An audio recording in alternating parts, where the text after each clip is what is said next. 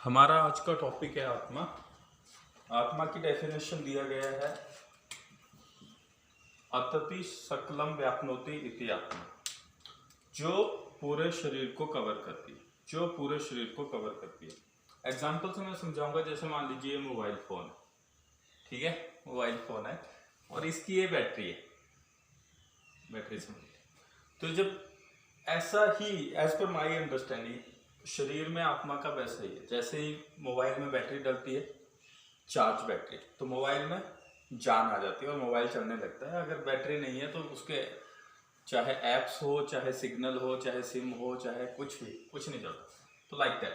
But वो जो अपनी बैटरी है वो पूरे मोबाइल को खो देती है। लाइक दैट जो आत्मा है पूरे शरीर को कवर करती है, पूरे शरीर को जो कवर करती है, पूरे शरीर में जो व्याप्त होती है, उसको आत्मा कहते हैं। ये आत्मा की उत्पत्ति और व्युत्पत्ति है।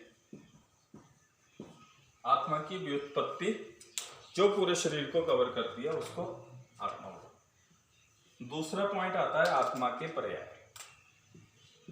आत्मा छोटा ही टॉपिक है, 5 नंबर में आता है, कई बार 2-2 नंबर के अलग अलग से क्वेश्चन पूछे जाते हैं। तो दूसरा टॉपिक है आत्मा के पर्याय, ये भी 2 नंबर में पूछा जा सकता है। तो आत्मा के पर्याय के लिए आपको एक स्टोरी समझनी पड़ेगी। जैसे वाइवा होता है हमारा ना, क्रिया में फर्स्ट ईयर में तुम दोगे जब फाइनल में जाओगे, तो वाइवे में क्या होता है, क्रिया के वाइवे में 3 स्टूडेंट हैं। एक का नाम है साक्षी और चेतना, और एक है हमारा जीवू।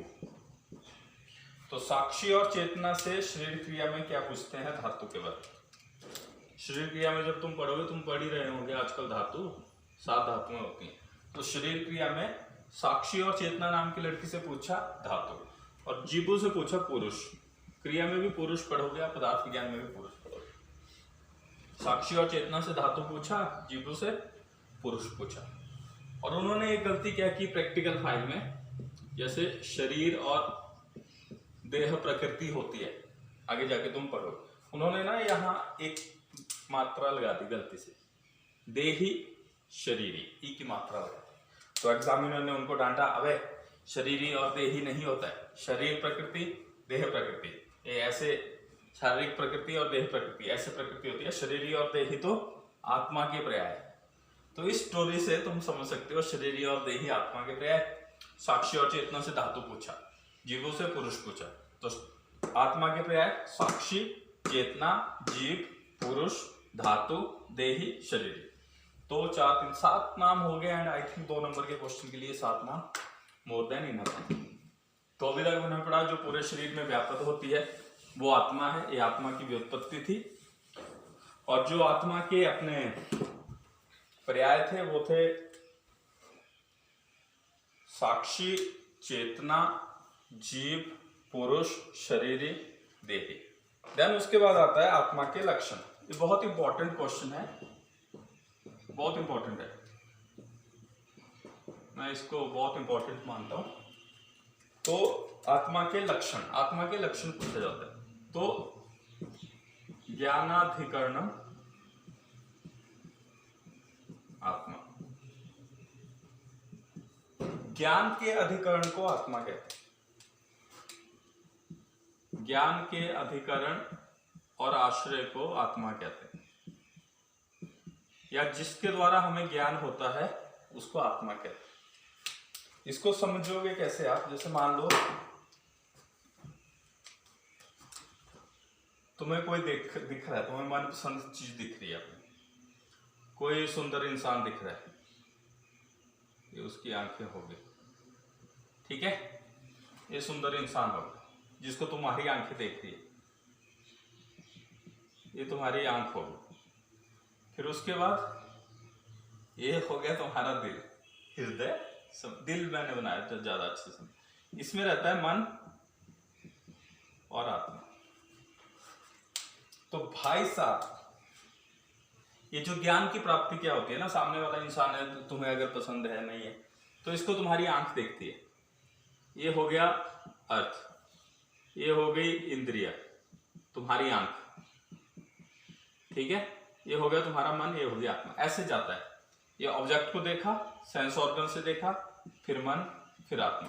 फिर वो रूह को सुकून मिलता है। वो गाने भी तुमने सुने, रूह तड़फेगी जान भी जाएगी, रूह को सुकून मिलेगा जिस्म से जान तक, मतलब ये सारा वो आत्मा को ही रूह मानते हैं। तो ये है वो सारी कहानियां जो सारे गानों में तुम देखते हो। ऑब्जेक्ट आंख, आंख से आपको पता लगता है मन, मन आत्मा, ये इनका ऐसा कनेक्शन है, ऐसे ज्ञान की प्राप्ति होती है। बाहर अभी जब तुम देख रहे हो, तुम ब्लैक बोर्ड देख रहे हो, फिर यहाँ ब्लैक बोर्ड आएगा, यहाँ तुम्हारी आंख आई, फिर मन और आत्मा। अगर तुम कुछ सुन रहे हो, लेक्चर सुन रहे हो, तो लेक्चर, यहाँ तुम्हारा आंख की जगह कान आएगा, फिर मन और आत्मा। तो सेंस ऑर्गन्स के थ्रू मन, फिर मन से आत्मा को ज्ञान जाता है। ऐसे ये ज्ञान प्राप्ति का है। तुम्हें राजमा की खुशबू आ रही है, नाक इंद्रिय हो गया, मन और आत्मा को पता लगा, अरे वाह तुम्हारे फेवरेट होंगे राजमा, तुम्हें मजा है। तुम्हारे फेवरेट नहीं हो, तुम क्या कचरा था राजमा, लाइक दैट। तो ये प्रोसेस है, ऐसे आत्मा के द्वारा ज्ञान का अधिकरण होता है, ऐसे आत्मा के द्वारा ज्ञान होता है। ठीक है, ऑब्जेक्ट होता है, फिर सेंस ऑर्गन, फिर मन और आत्मा, ऐसे ज्ञान प्राप्त होता है। देन दूसरे लक्षण में है इच्छा, द्वेष, प्रयत्न, सुख, दुख, ज्ञानानि, आत्मलिंगम। मैं सिर्फ दो ही लक्षण करवा रहा हूं, उनको आप अच्छे से समझिएगा। सबसे पहला था ज्ञान के अधिकरण को आत्मा कहते हैं, जिसके द्वारा ज्ञान प्राप्त होता है उसको आत्मा कहते हैं। और आत्मा के लक्षण हैं इच्छा, द्वेष, प्रयत्न, सुख, दुख, ज्ञान, ये सब। तो ये सारी चीजें तुम्हें पता ही है, अगर नहीं पता है तो आगे गुण वाले चैप्टर में हम डिटेल में पढ़ें। पर मोटे मोटे तौर पे समझ लो इच्छा क्या होती है।